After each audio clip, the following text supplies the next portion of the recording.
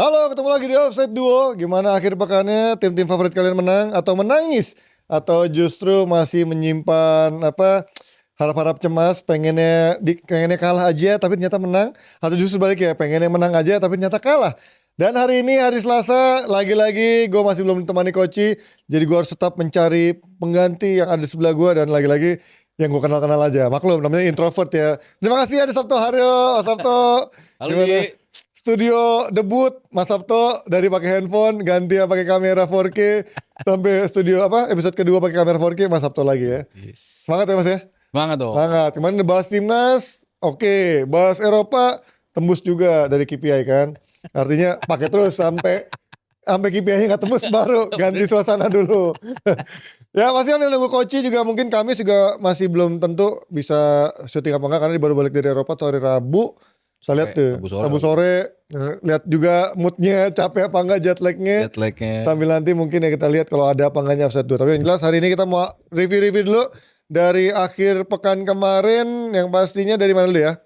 Serie A seperti biasa Mas. Ternyata kemarin walaupun lambat ya grafiknya naik, viewersnya waktu di hari Kamis karena di awal dengan Serie A, bahas Liga Aki-Aki nih. Gak apa-apa, gue mau ngasih porsi buat Serie A karena Inter menang 1-0 lawan AS Roma. Dan ini gue agak deg-degan dan karena kemarin Milan kartu merah ternyata bisa menang juga lawan Udinese. Juventus sampai menit-menit akhir nyata bisa gol juga 1-0. Dan akhirnya gue pikir lawan Roma nih kayaknya Inter bisa-bisa jangan-jangan seri kan, karena Romanya juga nggak begitu, bukan tim lemah juga kan, ternyata bisa menang 1-0. Kalau lihat kemarin Mas dari sisi sekilas kemenangan Inter ini lawan Roma krusial banget gak sih? Karena di saat yang lain kan Napoli juga lagi enak-enaknya gitu. Terus Juventus juga lagi konsisten juga walaupun golnya cuma 1-1 aja gitu. Gimana lihat kemarin kemenangan Inter sama Roma? Kayaknya semuanya identik ya, 1-0 1-0 kan? Tipis semua ya. Iya, Juve 1-0. Kecuali Napoli. Milan 1-0. Iya. Napoli punya 1-0 dong. Napoli bukannya kemarin menang banyak ya? Iya 1-0 juga sama Empoli, gue pikir 2-0. 1-0 Empoli. Iya. Tipis-tipis semua. Kvaratskhelia gue lihat. Iya benar. Penalti Kvaratskhelia. Jadi emang yang kita bilang Serie A musim ini seru dalam artian 3 kuda pacu yang gue bilang kan. Iya. 3 dari sisi calon juaranya. Ya, Napoli, Juve, Inter. Ya, dan Milan kalau hitung peringkat 4 sekarang. Peringkat 4. Iya. Milan ya masih inkonsisten karena pelatih barunya ya, walaupun kejutan-kejutannya kan tetap mereka nyimpen kan. Salah satunya ngalahin Inter. Itu ya kebukti dalam beberapa pertandingan kalah mulu tapi bisa menang, itu kan something yang extraordinary lah dari Milan gitu. Cuman kan kita nggak lihat konsistensi dari mereka, makanya gue nggak masukin Milan ke salah satu kandidat juara. Walaupun mungkin Liga Champions masih tetap menjadi tujuan yang cukup realistis lah buat AC Milan di musim ini gitu. Tapi terakhir lumayan loh Mas, Milan nya 3 pertandingan terakhir udah win semua.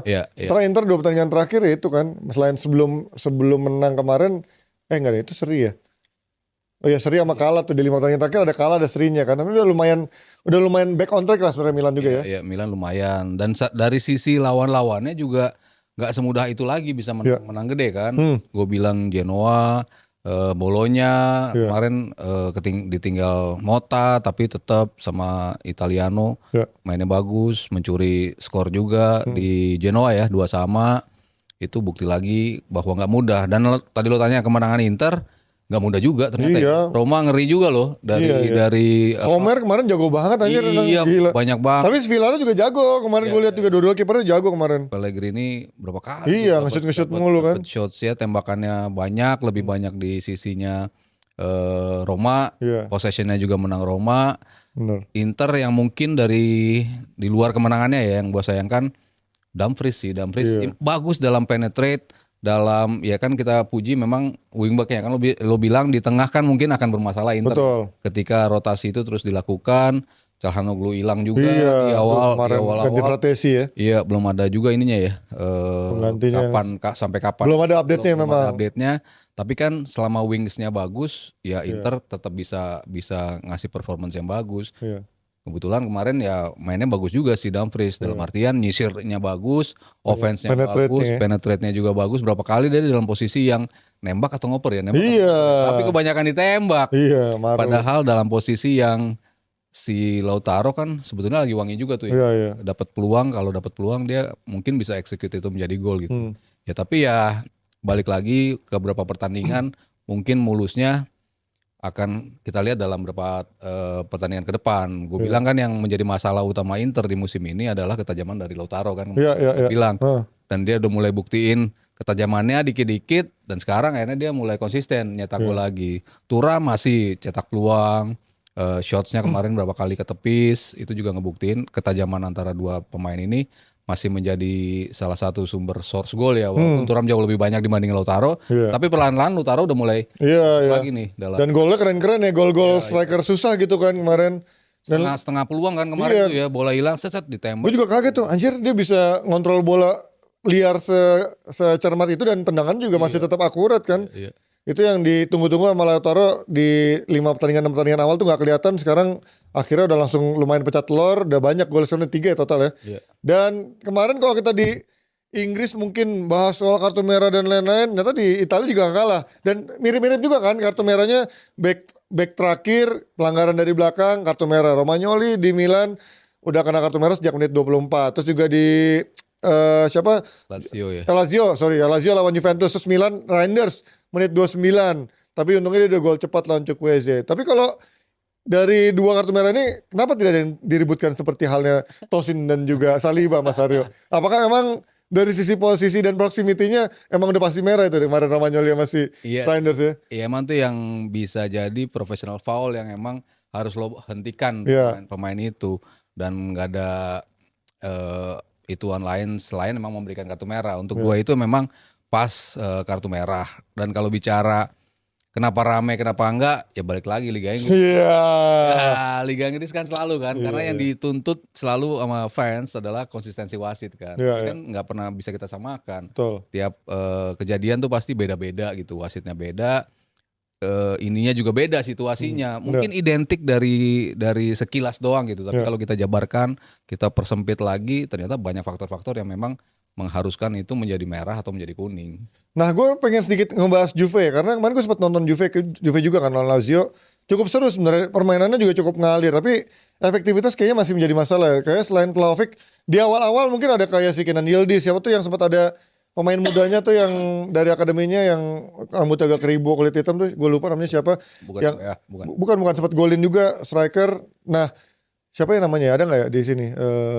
Coba bukan ya. Pokoknya di week Jonata awal tuh dia sempat ngegolin. Nah, tapi di setelah itu kan kelihatan banget perannya Vlahovic, dan kemarin Vlahovic juga cukup banyak shotsnya yang juga akhirnya bisa ditepis-tepis, dan akhirnya golnya justru jatuh dari langit gitu kan. Gol mantul-mantul kena si backnya Lazio itu kan. Nah, lu ngeliat apakah ini hasil Juventus ini termasuk yang kayak hasil seri-seri banyak ini tidak mencerminkan dari permainan mereka yang udah cukup oke dibuat Thiago Motta? Iya, masih ngeraba-raba ya, terutama ketika komposisi starting 11-nya kan belum ajek kan dari Motta ya. Selalu ada rotasi ya, apalagi mereka juga kemasukan 2 pemain yang bisa dibilang baru. Kalau di belakang, Jakob Meiners juga di depan. Ya, karena si Bremer cedera kan. Bremer juga cedera.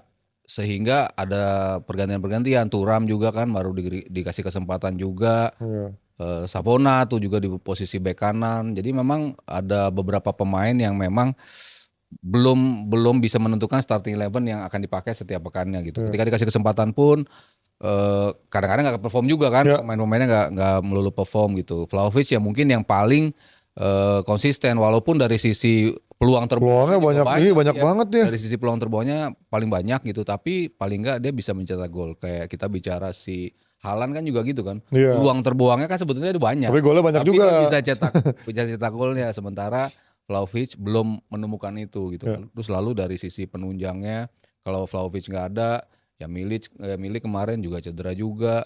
Di sisi kiri Kostic juga naik turun performanya. Jadi ya penyusunan starting 11 yang belum menemukan yang terbaiknya, makanya kita belum bisa melihat Juve serapi itu dalam waktu yang cepat gitu. Oh, ini ya offsiders ya, gue lupa. Mbanggula ini yang gue sempat kaget. Ini siapa pemain? Yang ini di awal-awal Belgia. Iya orang Belgia ya. Di awal-awal kan dia sempat main terus nyetak gol kan, dan kelihatan pergerakannya tuh lawan Como 1 gol, terus lawan Hellas Verona 2 assist tuh.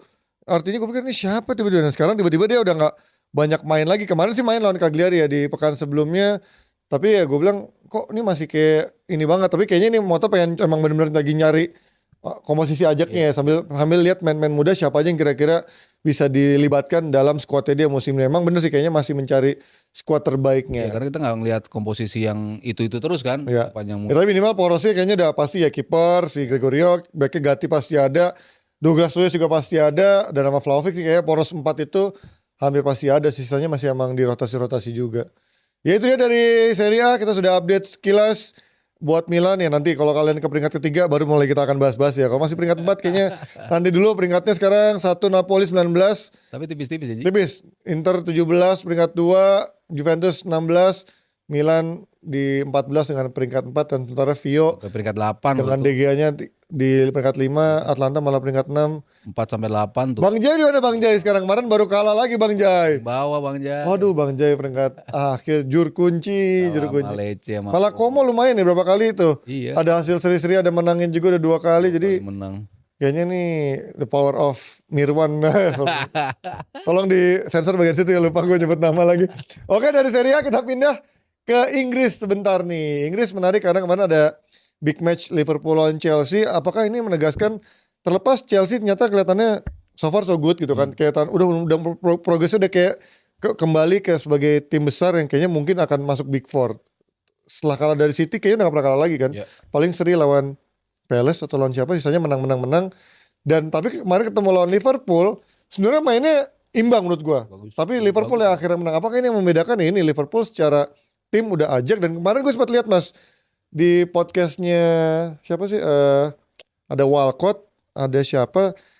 Karena di saat sama klub mungkin mereka sudah masuki masa yang cukup panjang, udah ada juaranya, tapi satu sisi ada stagnansinya kan. Nah di bawah slot ini pemain-pemain yang tadinya mungkin udah punya ngerasain juara dan udah mulai stagnan, kayak ada lapar lagi untuk menunjukkan mereka bisa bersaing di tim utama dan masih menjadi pilihan slot. Menurut lo ini menjadi motivasi buat mereka untuk sekarang di title contender musim ini gak sih? Iya, dan mungkin yang kerasa banget di Salah ya. Kalau menurut gua musim lalu Salah tuh udah kayak pindah enggak yang kayak gitu kan. Artinya kayak udah nggak nunjukin ya itu kualitas dia kan harusnya seperti itu. Cuman berapa pertandingan tuh nunjukin ketika dikasih di menjadi tumpuan utama tim, dia nggak bisa memikul itu gitu. Kelihatan banget berapa kali dia nusuk ketahan terus. Berapa kali dia coba nembak maksain dalam posisi nggak enak tapi nggak nyampe, atau ke blok lawan yang paling sering di kondisi-kondisi seperti itu. Tapi sekarang kombinasi dia sebagai bukan hanya eksekutor tapi provider itu udah mulai dia tunjukin lagi ketika sama Sadio Mane, ketika sama Firmino kan dulu juga seperti itu kan. Betul. Dia menjadi provider yang luar biasa. Kemarin ya golnya Curtis Jones kan operan umpannya gila sih itu. Bahkan sebelum menjadi asis, umpan-umpan dia tuh beberapa kali yang umpan yang pre-asis lah istilahnya. Satu umpan sebelum gol itu berapa kali switch play dia pindah kemana di posisi yang kayak umpan Messi gitu ya. Tiba-tiba ngeliat Jordi Alba nih dari belakang. Tiba-tiba kayak gitu kan. Screeningnya tuh jalan dia ya. Iya, itu udah keluar lagi dari seorang Salah. Jadi ya gue ngelihat performance yang beda Salah dibandingkan musim kemarin. Ya itu mungkin jadi salah satu pemicu dia lagi untuk nunjukin gue masih bisa kontribut banyak nih buat Liverpool. Selain dari nyetak gol lewat penalti, tapi kontribusi dia bareng tim yang lain, bareng pemain lain itu udah mulai ditunjukin Salah balik lagi kayak performance dia di beberapa musim terakhir. Lalu bicara lini tengah yang tadinya begitu udah ada kepastian siapa yang akan bermain kan. Si Szoboszlai, si McAllister sama Gravenberch, McAllister. Tapi kemarin rotasi ternyata di rotasi yang gue sempet obrolin di DPI, emang dia nggak belajar banyak dari kekalahan dari Nottingham Forest ketika dia memaksakan tim setelah international break, ternyata hasilnya nggak maksimal nih. Walaupun mereka megang kendali, walaupun mereka nyiptain peluang, tapi nggak ada yang klinikal sama sekali, kayak 50-60% lah dari sisi permainan dan efektivitasnya. Tapi kemarin dia coba ubah itu, nyobain Gakpo karena memang distance-nya yang paling jauh perginya kan Luis Diaz sama McAllister kan. Betul. Makanya Gakpo sama Amerika Latin ya. Sama si Curtis Jones dimainin untuk gantiin McAllister sama Luis Diaz. Untuk Gakpo mungkin kalau Luis Diaz yang ada di situ mungkin akan lebih banyak nongol gol duluan nih, Iya sih, karena kayaknya. berapa kali posisi yang wah ini gayanya Enak buat nge-shoot nih. Iya, Kan? itu kan yang biasanya Luis Diaz lagi paten banget kan di Iya. awal-awal musim ini. Tapi ya mungkin dikasih kesempatan, misalnya nanti Luis Diaz cedera, seenggaknya dia kasih kesempatan buat Gakpo. Oh, posisi dia yang terbaik memang di posisinya Iya, Gakpo di sisi kiri. Sementara tengah impress juga sih ngelihat Curtis Jones ya. Iya. Dari yang banyak banget yang ngebully, banyak banget bahkan fans-fans di sini yang Tapi dia gitu ya. Ini mirip, mungkin kalau di MU dulu mirip kayak McTominay ya. Mungkin kalau di sering jadi starter flat aja, biasa-biasa tenggelam. Tapi begitu kadang-kadang lagi dapat momennya itu bisa menjadi penyelamat, golnya aneh-aneh gitu kan. iya, kemarin golnya juga apa ya? Ya momentumnya banyak lah dia. Selain gol itu juga yang penalti itu kan juga anjir bisa man to man sama Sanchez 2 kali begini kan nggak sembarangan gitu positioningnya, berarti oke dia kan. Iya. Tapi gue lebih impress permainan Chelsea sih. Oke, iya. Chelsea Makanya gue bilang tadi mainnya harus lumayan. blocking. Iya, bahkan kalau lo bilang mainnya imbang, gue bilang sih mungkin bagusan Chelsea sebetulnya ya. Hmm. Itu kalau Liverpool nggak dapat gol cepat juga, balasannya itu di mana mereka disamain sama Jackson. Lalu mereka Langsung gol langsung. gol langsung. Kalau enggak akan sulit juga tuh mereka untuk nembus Chelsea karena lumayan rapi kan Chelsea. Karena di babak kedua juga akhir-akhir Chelsea lebih banyak nusuk Iya, ya dan iya. peluang dari Palmer sayangnya masih agak maruk ya kan. Neto berapa kali, Nkunku dapat peluang juga. Betul. Ya komposisi yang emang gue mikir ketika Chelsea datang kan gue sempat bilang ya kayaknya Chelsea bakalan lebih sit deep counter attack karena mereka punya pemain kecepatan yang tinggi.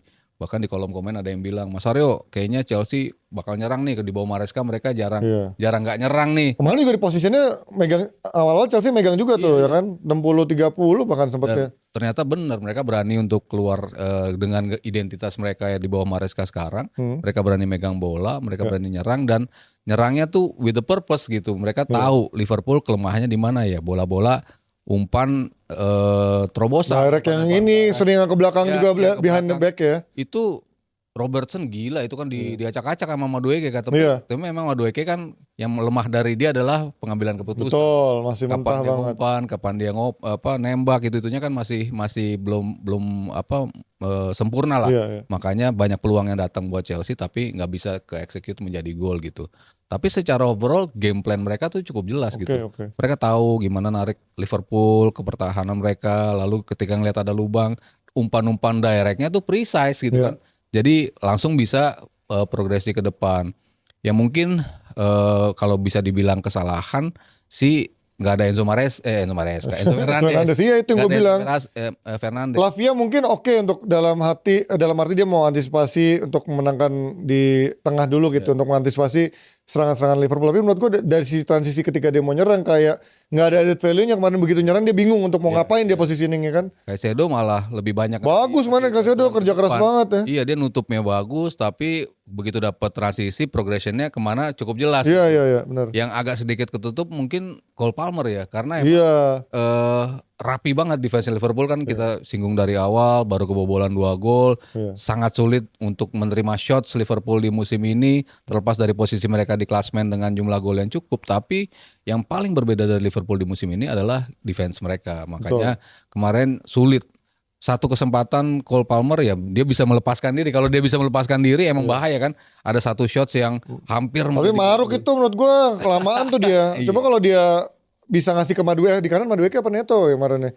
Itu kalau dia ngasih mungkin bisa jadi gol gitu. Tapi dia kan pengen ini kan kayak selalu menjadi orang yang pengen jadi pahlawan dari buat tim. Kelihatan banget decision makingnya kemarin dia kayak pengen ngebayar dari 70 menit 80 menit kayak nggak kelihatan pengen menjadi sesuatu yang pembeda gitu. Tapi ya menurut gue itulah Palmer masih jago tapi kadang-kadang masih mentah untuk dari sisi kedewasaan berpikirnya dalam memutuskan chance-chance yang menurut gue bisa menjadi penentu. Mungkin kalau dia masuk ke di babak kedua mungkin udah cerita karena kemarin gue lihat dia babak pertama karena dia jadi di tengah mas. Jadi dia ketika mau counter dia nggak bisa dapat kesempatan untuk space cukup besar kan. Sementara Madueke dapat, Sancho sempat dapat tapi begitu mau masuk kotak penaltinya bingung. Nah kalau itu ada Palmer mungkin beda cerita. Tapi kemarin Palmer karena pemainnya sedikit ke dalam ke tengah, jadi dia nggak dapat tuh momentum untuk bisa berada di belakang barisnya Robertson ataupun seorang TAA kemarin kan. Ya untuk akselerasinya ya. Iya untuk akselerasi karena dia cepat juga dan dia kelebihan dia kan dia punya skill yang bisa step over ataupun ngelewatin pemain 1 lawan 1 dan kemarin gue nggak melihat dia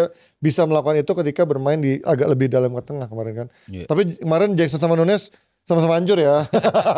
Peluangnya banyak. Jackson golin loh. Iya, makanya gue bilang, kemarin gue sempat bikin polling, Jackson sama Nunes bagusan mana? Kalau gue tanya sama lo, Jackson sama Nunes bagusan mana? Kemarin. Enggak, overall sekarang. Jackson kan 2 musim ya? Iya. 2 musim 40 juta, 30-an juta ya. Nunes berapa musim dah? 4 musim 80 Enggak juta. lah. 3 musim dia udah. 2 deh. 3 dong sama ini kan. Masuk ketiga. Dia kan musim ketiga 80 juta. Gimana kalau lo bikin perbandingan? Kalau gua mungkin ketika start Nunes di sini. Oke. Startnya si Jackson. Walaupun mungkin orang bilang banyak sekali peluang yang mereka terbuang. Iya. Memang Nunes banyak buang peluang, Jackson juga punya banyak melepas peluang. Tapi kan mereka berada dalam posisi untuk bisa mendapatkan bikin peluang. Berarti kan mereka positioningnya sebetulnya bagus. Ngambil atau membaca situasi untuk kapan masuk ke wilayah berbahaya itu kan bagus juga dua-duanya gitu. Cuman ya eksekusi yang akhirnya membedakan itu. Ya dia kan golnya kan bisa dibilang belasan juga kan. Nunes belasan, Jackson di awalnya juga totalnya belasan. Kalau start gue bilang Nunesnya tuh sebenarnya di sini gitu. Dengan start yang bisa dibilang buruk, ya mengarah ke buruk lah kalau Jackson. Tapi progres Jackson di musim ini kayaknya sekarang udah ngelewatin Nunes nih dalam artian yaitu positioningnya dia, pengambilan keputusan dia, mencari ruangnya masih sama, sprintnya masih bagus sama, selalu ngasih tekanan buat lawan sehingga back dan juga wingback tuh nggak berani terlalu maju kan ketika melawan Jackson. Jadi mengendalikan game itu mungkin Jackson sekarang lebih bagus dibandingkan Nunes. Makanya gue juga bikin polling itu karena gue merasa ya itu apalagi dari sisi harga ya Nunes menurut gue dengan 80 juta pada akhirnya walaupun mungkin agak kadang-kadang nggak adil karena posisinya Nunes kadang-kadang nggak cuma di nomor 9 kan, kadang-kadang taruh di kiri juga, kadang-kadang juga lebih banyak jadi jadi subs juga. Tapi memang dari sisi progres, dari sisi harga, gue melihat Jackson lebih bisa diandalkan sebagai striker gitu daripada seorang Nunes yang menurut gue lebih sebagai pembuka ruang ya, bukan goal getter yang bisa mencetak 20 gol ya. Kalau kalian gimana, outsider, kalian lebih prefer Jackson atau Nunes untuk dibilang sebagai striker jago buat timnya? Kalau gue sih lebih prefer Jackson. Mas Arya pilih? Kalau sekarang Jackson. tapi gue tetap bilang Nunes masih bakal ngasih kontribusi yang besar buat Liverpool. Kontribusi yang besar. Apalagi Jota cedera kan. Ini kayak fans Ten Hag sampai sekarang kita masih percaya Ten Hag akan memberikan kontribusi yang besar untuk MU. Nah kita dari Liverpool sama Chelsea kita ngomong masuk ke MU dikit ya karena gue bukan mau ngomong dari kemenangannya, banyak mungkin yang terbuai sama kemenangannya lawan Brentford, mainnya bagus karena mungkin komparasinya sama pertandingan lain tuh sampah semua kan. Jadi kayaknya ngelihat menang lawan Brentford udah pada seneng. Ini pasti pada banyak yang hujat gue, lu nggak bisa bersyukur dikit tim lu main bagus kalah salah.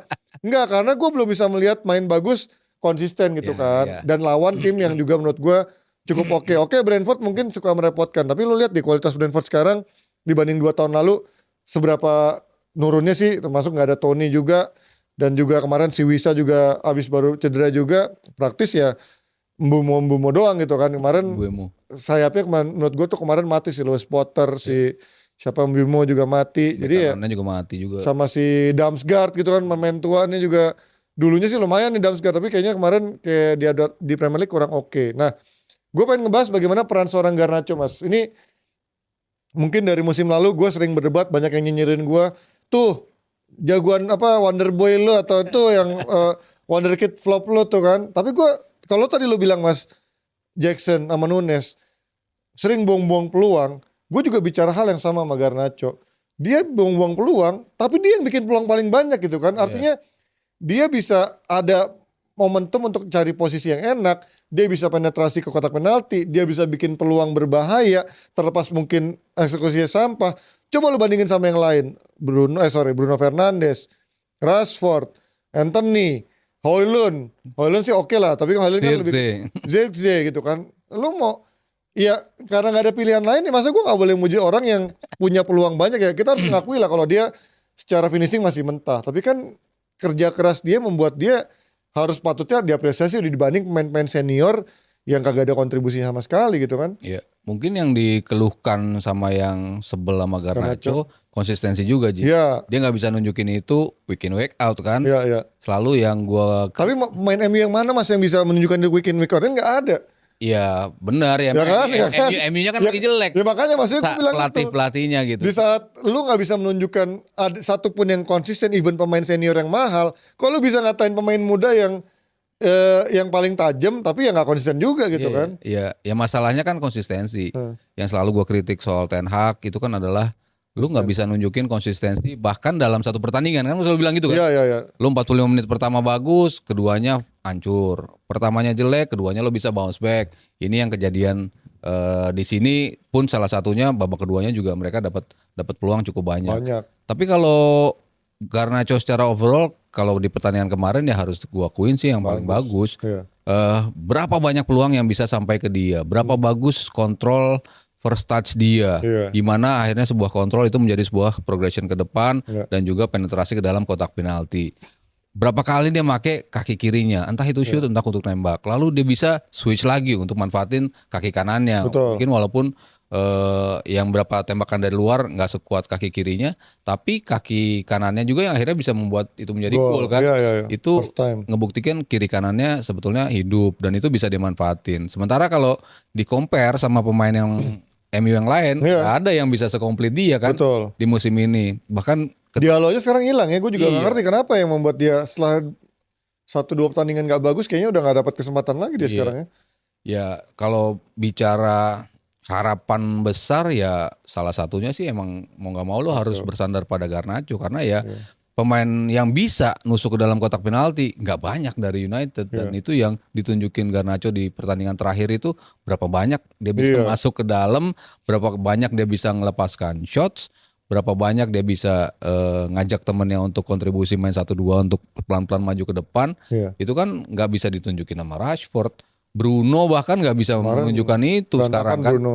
Højlund ya mungkin perannya berbeda gitu, tapi untuk creativity sekarang ya mau nggak mau sih emang lo harus bersandar pada Rashford. Gimana caranya nih pemain bisa konsisten nih Iya, iya, setiap pertandingannya. Ya karena kemarin ada yang juga bilang puji juga dong asisnya Rashford Ji. Iya gue bilang bagus, tapi yang lebih gue puji adalah kemarin bagaimana dia mau itu yang gue juga ngomong di DPI kemarin, dia mau track back yang benar-benar real gitu, defense, bukan cuman formalitas lo lari ke belakang jogging terus pura-pura ngebayangin pemain lawan 1-2 langkah udah dia nggak dikejar lagi gitu kan. Lo lihat deh Salah, lo lihat deh Luis Diaz.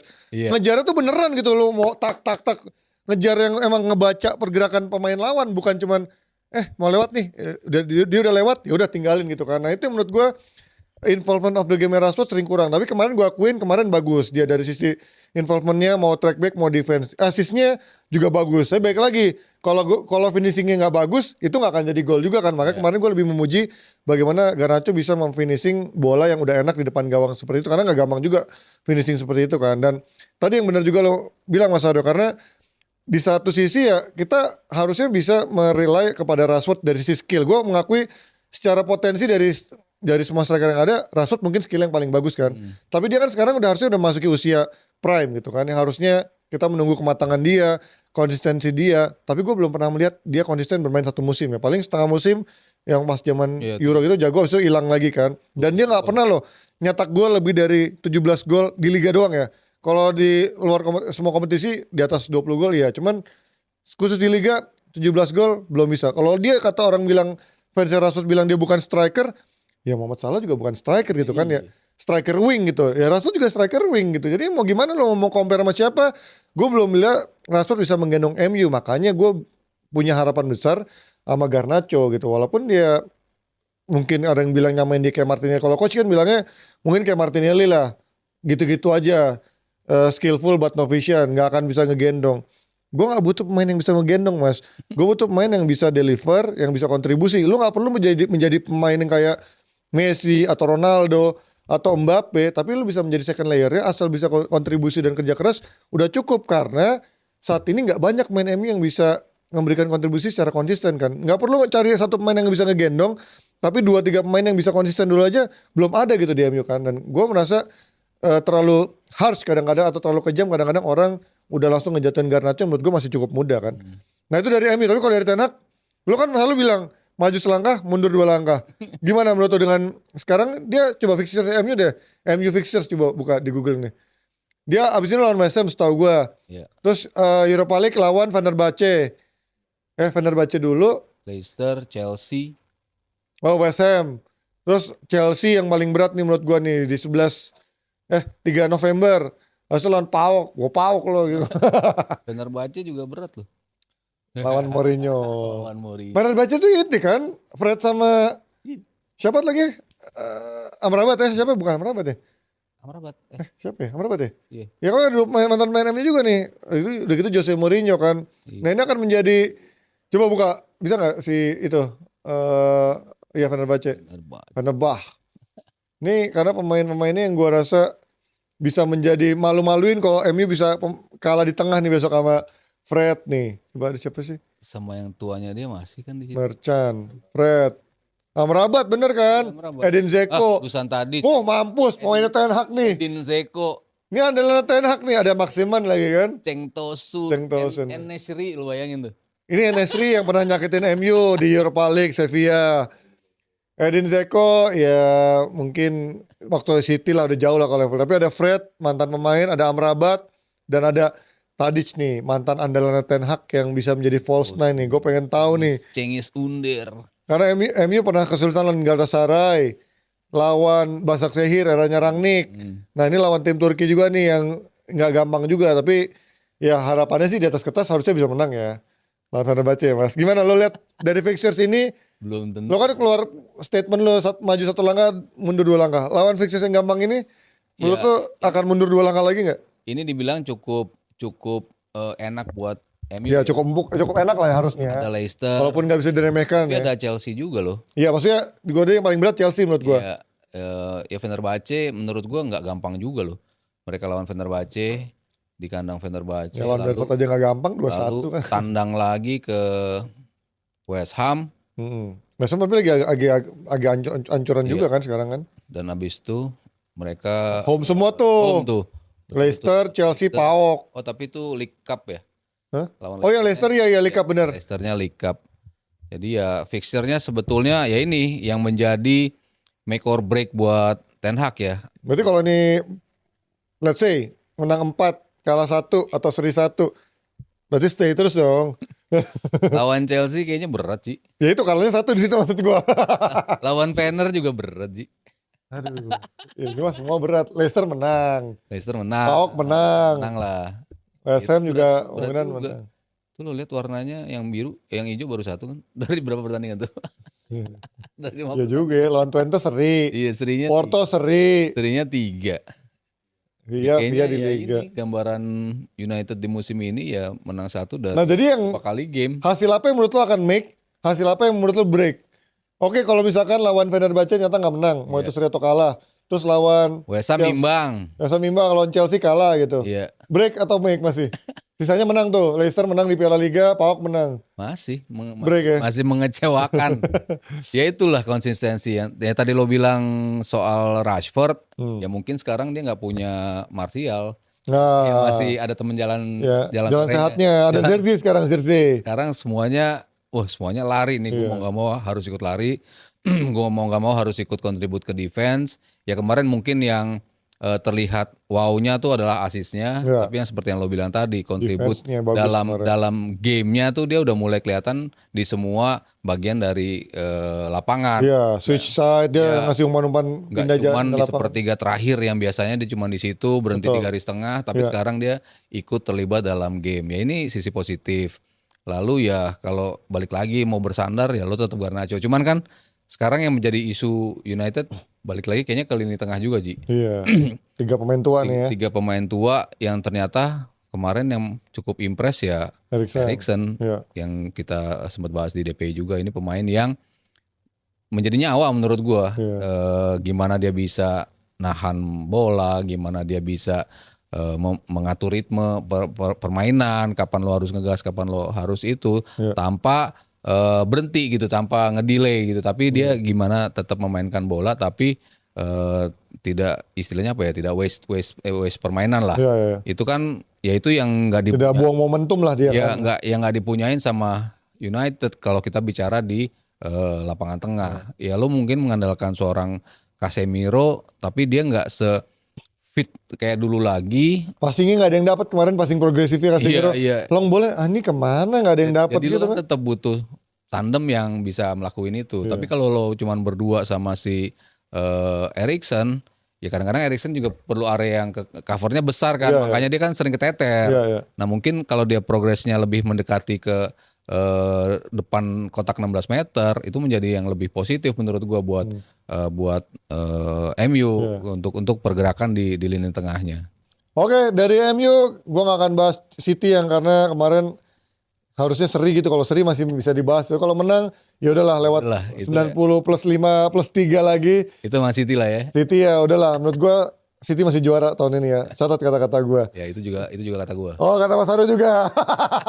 Padahal fans Liverpool loh dan lagi di peringkat 1 ternyata masih belum yakin ya Mas Lot ya.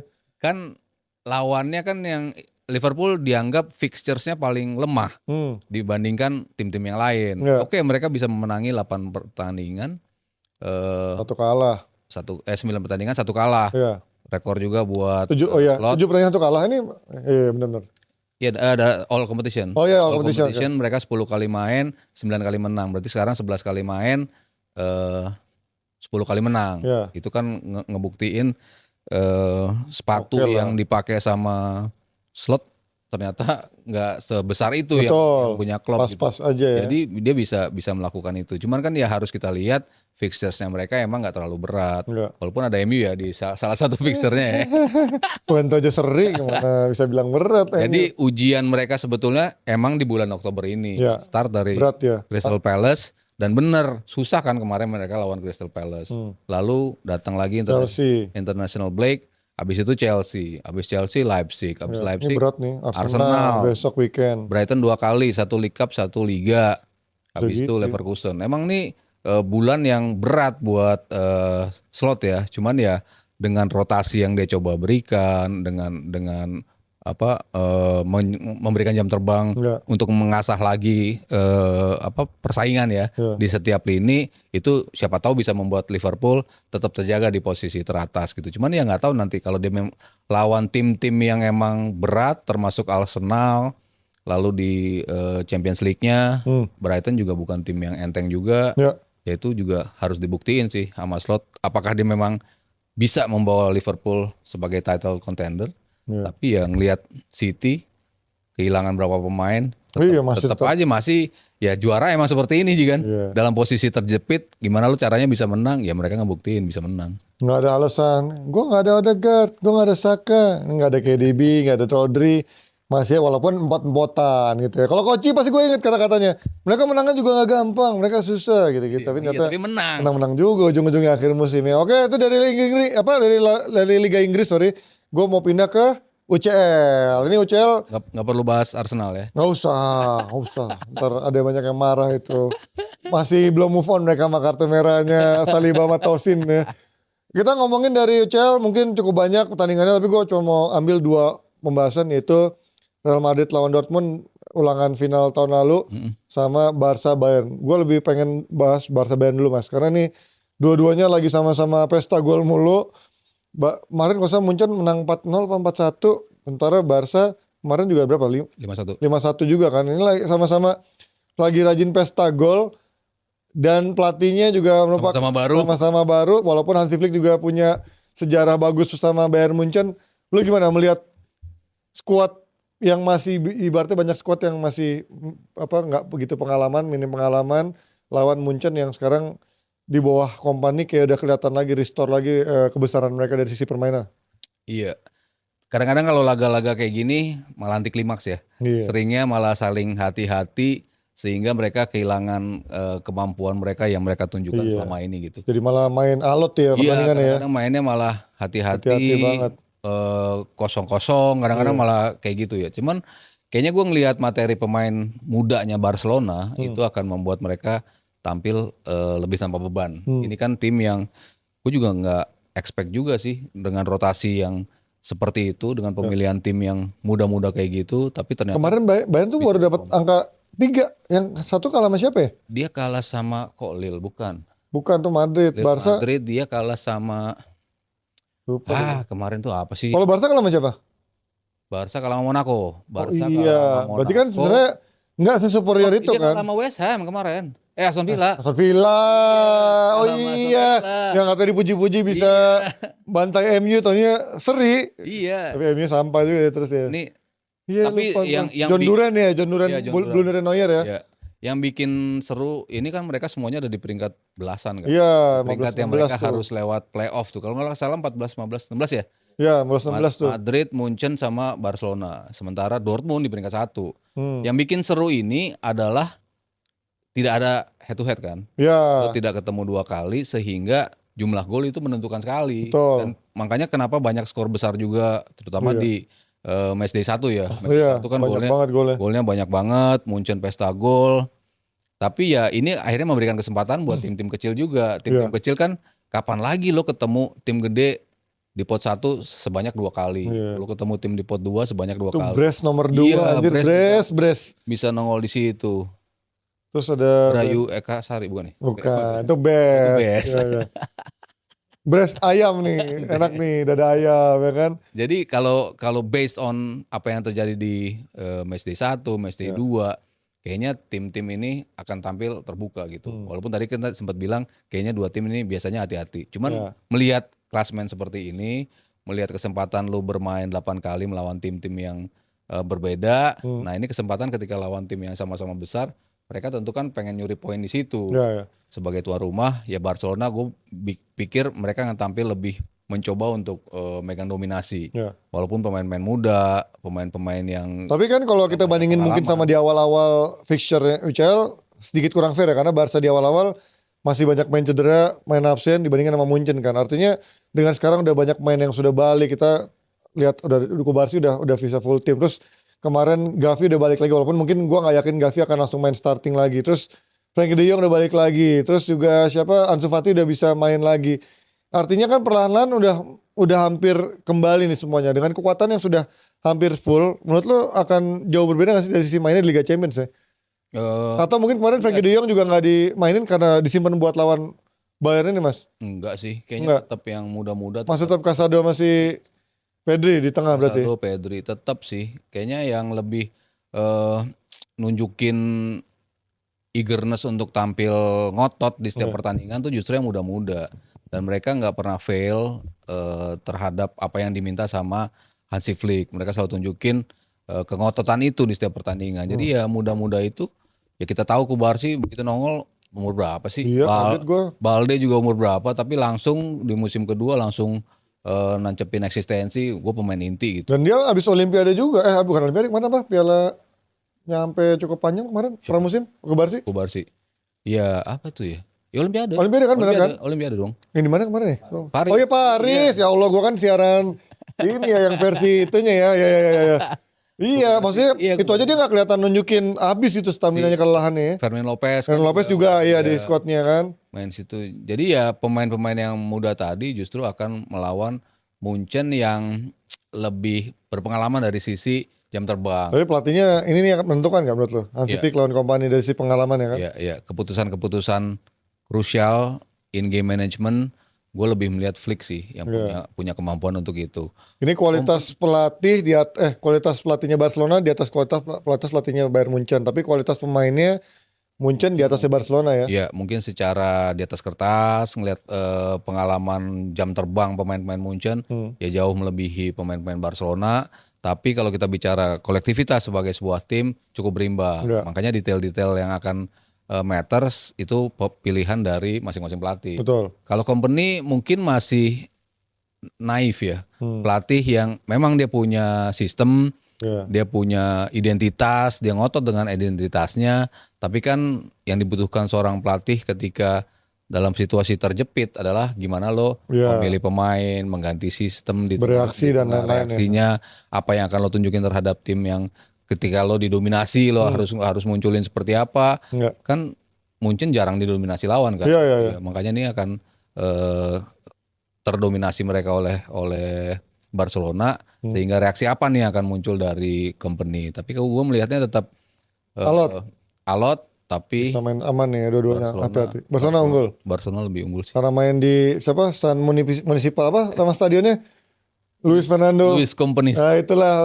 Kapan pindahnya sih Camp Nou anjir? Gak balik-balik katanya udah harus. Bukannya tahun ini harus udah kelar ya? Di prosesnya sih mereka 3 tahun make si Luis Company. Oh gitu. Cuman kayaknya mau digas karena mereka nggak pemasukannya. Duitnya kan dikit Iya kan. jauh banget dari sisi mereka kan besarnya dari sisi besarnya Camp Nou. Iya Camp Nou kan Itu gede yang banget 80.000 ya. mereka dapat duit cukup banyak, makanya dipaksa dikebut mereka untuk bisa nyelesain dalam waktu yang lebih cepat. Nah oke, di pertandingan lainnya ada Real Madrid dan juga Dortmund. Dortmund peringkat 1, Real Madrid peringkat 17 ini. Gimana lo lihat? Nggak, Madrid nggak pernah salah. Lihat gue pakai baju putih. Tapi juara bertahan. Nah, juara bertahan. Gimana lo lihat kemarin juga baru menang di La Liga tipis-tipis. Mbappe juga cetak gol lagi. Gimana melihat adaptasi Mbappe di La Liga dengan di Liga Champions, dan apakah lawan Dortmund ini bisa menjadi sesuatu yang pembuktian juga buat dia bisa tajam juga di level Eropa lah.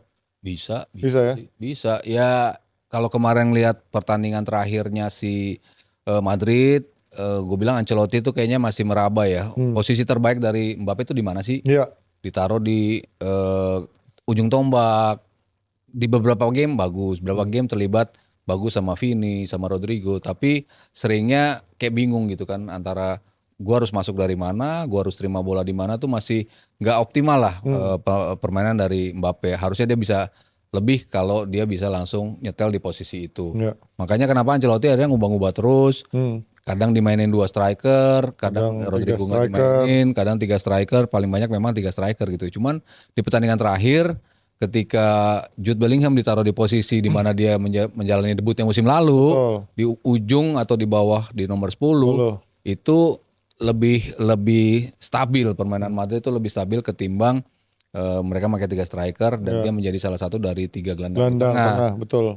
Ada yang harus dikorbankan ketika dia ada di posisi 3 itu. Sementara kestabilannya tuh agak sedikit hilang ketika dia tidak main di posisi depan. Makanya kemarin 2 gelandang bertahannya tetap dimainin, ada Valverde, ada Camavinga. Sementara si Mbappe sama Vinicius yang betul-betul di depan sendiri. Nah, gua rasa kalau lawan Barcelona mungkin ini akan lawan Dortmund, ini akan mereka tuh Barcelona hari Minggu ya. El Clasico. Ini jadwal yang berat nih berat buat dua-duanya ya. Iya, mereka harus pintar-pintar meramu formasi dan juga menghemat stamina pasti biar nggak cedera juga kan. Habis Munchen ketemu Madrid, habis Dortmund ketemu Barcelona. Betul. Memang sama-sama sulit posisinya. Cuman ya posisi mereka terjepit di klasmen Liga Champion kan memaksa mereka untuk harus menang. Iya, ini lebih prioritas juga ya. Mereka pasti males untuk menjalani playoff lagi. Lo nambah 2 pertandingan kan kalau playoff kan berarti home and away itu kan di tengah-tengah musim tuh. Tapi kalau tim kecil seneng mas, duit kan kalau buat tim kecil ya. Kalau mereka ngapain sih main lagi? Iya kalau buat Madrid anjir gue tiap tahun juara ngapain gue nyari pertandingan nambahan gitu kan. Ini playoff kan pasti mereka agak sebel juga. Udah main 8 kali yang biasanya 6 kali. Kalau tambah playoff lagi kan berarti lo 10 kali untuk sampai ke 16 besar. Ini kan pasti nggak mau ditempuh sama Madrid maupun Barcelona. Makanya pasti mereka ngotot, termasuk Madrid, memaksakan untuk menang. Dortmund 2 pertandingan menangnya cukup gede 7-1 sama 3-0 kalau nggak salah lawan 10 gol Bruges. Lawan Bruges ya kalau nggak salah mereka di awal tuh lawan Celtic 7-1. Ya, Bruges 3-0 habis itu Celtic 7-1. Gila ya. Cuman si Adeyemi kan cedera. Itu salah satu yang mungkin agak sedikit bikin mereka agak sedikit goyang. Julian Brand masih ada, Daniel Malen masih ada.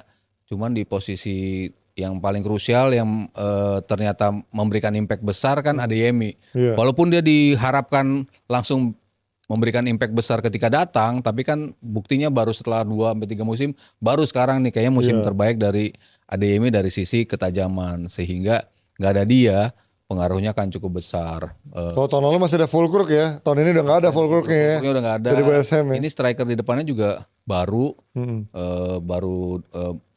jarang juga bermain, tapi ya mau nggak mau akan memakai dia sebagai starter. Si Girassi kan yang dari Stuttgart kan ya kan Girassi kan. Lumayan oke lah daripada pakai Moukoko yang kagak pernah jelas anjir. Moukoko akhirnya dipinjemin. Iya, akhirnya pinjemin kan tahun lalu Moukoko akhirnya nggak jarang main. Girassi oke lah dari Stuttgart juga harganya juga cukup murah. Bisa diadu lah buat bola-bola, bisa jadi pengganti yang sepadan lah buat Fulkrug, buat main bola-bola atas juga kan. Sule juga cedera untuk posisi belakang. Pasti quarterback lah, pasti back tengah mas siapa ya? Back tengahnya siapa ya? Anton siapa sih Anton? Kemarin mereka tampil Waldemar Anton kemarin sempat ada berapa kali gue lihat tuh Waldemar Anton. Terus juga di kirinya mungkin akan si Ben Seba ini pasti sama Julian Ryerson itu kan yang bek kanannya. Ya tengahnya mah yang gue kaget sih Pascal Gross ya. Jan Koto. Udah kayak lihat timnas Jerman ada Pascal Gross, ada Emre Can, ada Julian Brand walaupun ya bukan pemain inti semua kecuali siapa? Emre Can juga bukan pemain inti kali ya. Ya ini kalau lihat dari Madrid sama Dortmund gimana Mas? Akan menjadi milik siapa? Main di mana dulu sih? Madrid dulu. Main di Dortmund. Main di Madrid Mas. Oh iya Dortmund nih. Dortmund. Main di Dortmund. Madrid Mas. Hah? Madrid. Jadi Ini 23 Oktober. Iya benar Madrid. oh iya Madrid Dortmund, sorry. Madrid dulu. Iya main di kandang Madrid. Berat dong buat Dortmund harusnya. Berat. Ya makanya gue bilang nggak ada Adeyemi itu berat buat Dortmund. Makanya kenapa gue tetap positif ngeliat Madrid walaupun orang yang banyak yang bilang nggak meyakinkan ya. Iya. Madrid mungkin harusnya bisa lebih dibandingkan. Dengan kualitas seperti ini harusnya mainnya lebih enak, lebih meyakinkan dibandingkan benar-benar kayaknya struggling untuk nyetak gol dan juga individual skill banget kelihatannya. Cuman kan lo harus ingat berapa kali mereka kehilangan pemain terpenting mereka kan. Ketika kehilangan Benzema mereka harus adjust. Ketika kehilangan Kroos mereka kan harus adjust dulu kan. Betul. Seperti apa. Setelah kehilangan mereka kemasukan siapa? Mbappe kan bukan pemain yang kayak waktu itu yang yang didatangkan kan bukan kualitas seperti ini. Lo harus berikan kesempatan untuk pasti main. Makanya agak sedikit lama nih bagi Ancelotti untuk nemuin pakemnya. Ketika datang si Bellingham kan di pertandingan pertama dia langsung wah bagus. Ini nih posisi yang kaget akan ya orang. kita mainin seperti ini gitu. Dan fine-fine aja mereka main dengan 2 striker kan. Rodrigo kan juga bukan nomor 9. Bukan. Tapi ternyata bisa mainin posisi itu. Makanya kemarin kayaknya Mbappe bakal dimainin di posisi yang balik lagi kayak seperti ini dengan Diamond, sementara paling depannya si Mbappe. Endrick kayaknya masih terjauh. Ya mungkin main sih, gue lihat dia akan main sih karena kemarin gak main sama sekali kan. Tapi mungkin terlalu jadi super sub lah. Terlalu hijau. Ini pemain yang terlalu trying too hard untuk impress. Iya. Posisi-posisi yang lu harusnya nggak nembak, dia bisa nembak gol dari mana anjir. Tapi ada yang gol, ada yang ngasal gitu. Sekali gol itu pun untung gol ya. Iya. Kalau nggak ada opsi 2 gitu kan. Ada Mbappe, ada siapa? Vini apa Rodrigo gitu ya. Mbappe kalau malah nge-shoot dia. Malah nge-shoot untung masuk tuh. Kalau nggak kan bayangin kayak apa. Tapi setelah itu dia nyoba lagi kayak gitu-gitu udah nggak ada yang masuk kan. Iya. Jadi tapi kalau di sini nggak main, gue rasa juga dia sulit main di El Clasico gitu kan. Lebih sulit lagi chance lawan Barcelona, apalagi dia harus ngejar poin juga ya. Ya ini kalau berarti Madrid kayaknya kalau menurut Mas Heri masih akan sedikit lebih unggul karena juga beberapa pemain absen kayak Adeyemi dan juga si Schüle. Walaupun menurut gue Schüle bukanlah sebuah kehilangan buat seorang Dortmund ya. Tapi kehilangan loh pas final kemarin Champions kan mereka masuk ke final. Emang udah takdirnya kalah aja udah. Kita pindah sedikit sebelum tutup. Ini ada kabar dari tadi gue baca Menpora kita Dito katanya bilang kalau FIFA insist bahwa pertandingan lawan Bahrain yang mereka comel-comel minta digelar di tempat netral karena ada ancaman lain-lain, FIFA insist kalau ini digelar di GBK. Apakah dengan pernyataan seperti itu udah mengetuk palu bahwa kita akan menjamu Bahrain di GBK di Jakarta nanti? Iya, karena kaitannya ke Piala Dunia kan pastinya FIFA ngotot ya. Iya. Jadi nih kita baca di FIFA meminta Indonesia vs Bahrain tetap di Indonesia. Tapi ini AFC-nya kan belum ketok palu gitu kan. Yang menentukan mungkin AFC, tapi kan ketika ini menjadi sebuah ajang untuk sampai ke Piala Dunia kan berarti FIFA ada di situ. Ya. Dan kita bisa aja protes, loh kok AFC menjatuhkan itu. Ya kita pasti akan ngotot ke FIFA untuk tetap pertandingan itu ada di Jakarta. Ya memang secara keamanan mungkin belum ada hal yang mengharuskan itu tuh untuk dipindah. Kecuali suasana perang, kecuali ada ancaman ya bom atau apa yang kayak gitu-gitu tuh itu yang memungkinkan. Atau mungkin udah ada ancaman fisik yang langsung sampai ke Bahrain gitu. Misalkan ada kayak surat kaleng gitu ya, misalkan emang langsung nyampe ke Bahrain nih. Mobil pemain Bahrain diledaki. Ya anjir, cuma udah fix kita pindah di tempat yang netral kalau itu mah Mas. Yang sampai kejadian yang luar biasa. Iya, udah sengeri itu ya. Yang sengeri itu baru mungkin ada pertimbangan untuk memindahkan gitu. Tapi selama negara, ini kan negara juga memberikan jaminan. Hmm. Dan Ratu Tisha selaku Ya. wakil ketum kan juga dia Dia udah bilang bilang ya. selalu pujian yang diberikan negara yang menjadi tamu bagi Indonesia di setiap pertandingannya. Betul. Perjamuan dari kita selalu yang terbaik. Piala Dunia U17 kemarin ya. Iya, semuanya tuh bisa dibilang mulus lah Hmm. untuk tim tamu dan semua tim yang datang. Irak kemarin datang, Iya. Vietnam musuh bebuyutan kita datang. Iya. Ya, tim-tim ya yang Australia aja pas datang ke sini malah banyak yang ngajak foto, bikin konten segala macam kan. itu yang lebih gua sebel sih. Kita senang sama tim lain, malah tim lain nyaman di sini kan. Iya kan jadi nyaman. Merasa Itu yang terjadi pada bulu tangkis kan. iya, Banyak fans Istora malah nggak jadi sangar lagi. Indonesia ramah ya ternyata. Jadi mereka nggak ada pressure Iya, datang ke nggak ada. kandang lawan gitu ya. Nggak ada pressure. Ya selama nggak ada kejadian yang super, kayaknya nggak ada alasan memang untuk memindahkan itu. Di luar itu ke omongan dari Ratu Tisha pasti kan ada buktinya kan nanti ini ditunjukkan ke puasan setiap tamu yang datang pasti Pakai emoji mereka ya. yoi. Apa ini tingkat kepuasan, ada yang senyum, marah kalau di WC Singapura gitu kan gitu ya. Kalau apakah Jauh Anda banget puas? di Gambir juga gitu. Oh ya di Gambir ya. Oh iya lupa Mas. Kalau paling top tuh senyum lebar, yang biasa tuh standar, yang jelek tuh merah kalau nggak ungu gitu kan. Itu mungkin gitu tingkat Iya, kepuasannya. selama itu nggak ada sih nggak kayaknya nggak lah untuk terjadi itu. Tapi yang penting adalah yang gue bilang ketika melawan Jepang, ketika lawan Arab Saudi ya kita harus juga buktikan. tunjukkan ya. Kita harus Tuan rumah yang buktikan baik ya. everything is fine dengan kejadian dua tim yang datang ke sini. Sementara itu kan masih bulan Maret gitu. Iya.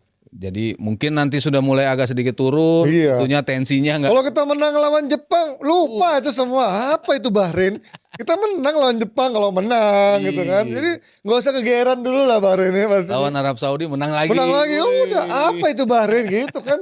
Jadi nggak usah kegeeran gitu kan. Tapi ini apa sih Mas?